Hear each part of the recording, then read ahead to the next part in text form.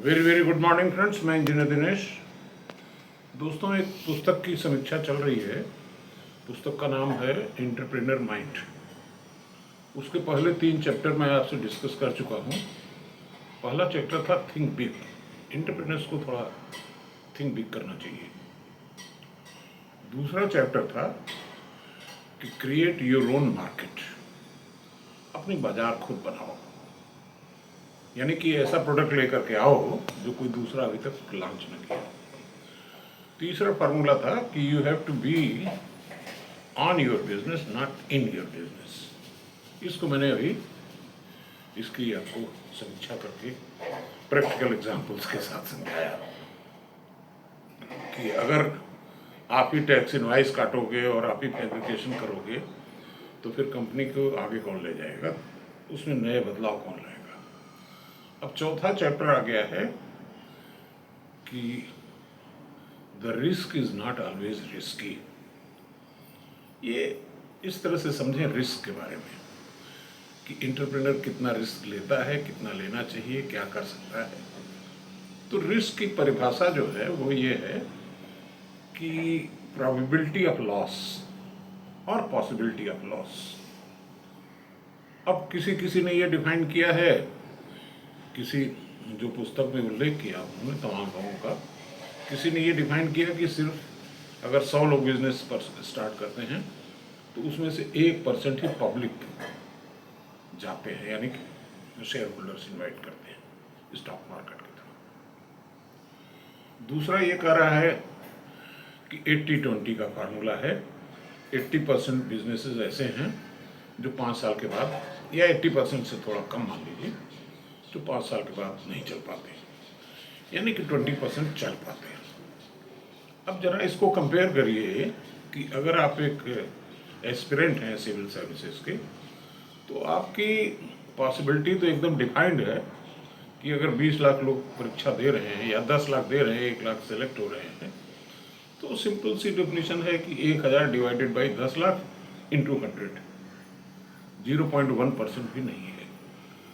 पूरी पुस्तक में 1% से नीचे के सक्सेस के बारे में कोई उल्लेख नहीं है, यानी कि ऐसा गेम जिसमें चांसेस ऑफ सक्सेस 1% भी ना हो, उसमें जाने से कोई मतलब नहीं। दूसरी चीज़ ये बता रहा है कि जो महान रिस्क लेने वाले एंटरप्रेन्योर्स हैं, बिल गेट्स का एग्जांपल दिया, उनके बारे में ये कहा जाता है कि उन्होंने अपनी पढ़ाई छोड़ करके एंटरप्रेन्योरशिप शुरू कर दी, लेकिन कोई ये नहीं बताता कि उनका सेकंड ऑप्शन भी रेडी था।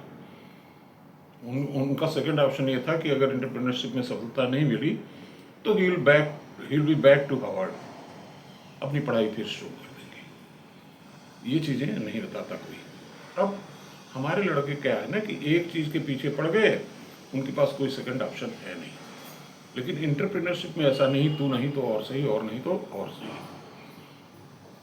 अब ये फेल्योर को मिनिमाइज कैसे करेंगे, रिस्क को, ये कहते हैं ना कि कैलकुलेटेड रिस्क। कैलकुलेटेड रिस्क क्या होता है? एक टाइम स्पैन में you can see your performance की कहाँ आप जा रहे हैं। दूसरी चीज़ ये है कि रिस्क को कम करने के लिए भी कुछ फार्मूले हैं। और एक विदेशी मैगजीन थी बिजनेस की, उसमें स्लोगन ऑफ द ईयर छपता था, तो एक स्लोगन उसमें आया कि sell it before you make it, यानी कि आपके रिस्क का चांस 0 हो जाता है कि कोई भी प्रोडक्ट आप बना रहे हैं या बनाने जा रहे हैं या खरीद के बेच रहे हैं, तो पहले उसका सेल कर दीजिए, यानी कि उसका एडवांस ले लीजिए, ऑर्डर ले लीजिए, फिर उसमें जाइए, तो नो रिस्क। दूसरा फार्मूला ये है, दूसरे साल जो छपा कि if you can sell it then don't make it. देखिए, हम लोग प्री फैब्रिकेटेड बिल्डिंग में हैं, तो हमारे सारे कंपोनेंट्स बाहर से आते हैं, उसको हम असेंबल करते हैं।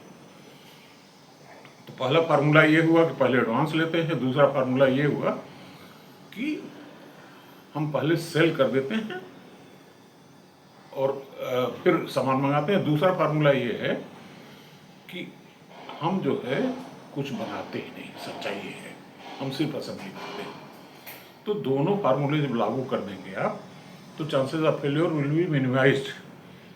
तीसरी एक और फार्मूला है जो कि हमारे मैनेजमेंट गुरु बताते हैं कि जीरो सैलरी, जीरो सैलरी मतलब ये है कि आप जो है, जो एम्प्लॉइज़ आपका काम करते हैं उनका वर्क मेजर करके पेमेंट करिए, मंथली बेसिस पे नहीं। उसके बाद दूसरा है जीरो इन्वेंट्री। आपका सामान आपके स्टॉक में नहीं रहना चाहिए, सीधे साइड पे होना चाहिए, और इस तरह से जीरो इन्वेंट्री हो जाएगी। इसका फ़ायदा हमने उठाया जब पेंडेमिक आया था, तो हमको कोई परेशानी नहीं हुई। तो ये रिस्क के बारे में है, इसको आप गांठ बांध लीजिए कि एंटरप्रेन्योरशिप में बहुत कम रिस्क है as compare to civil services. Thank you.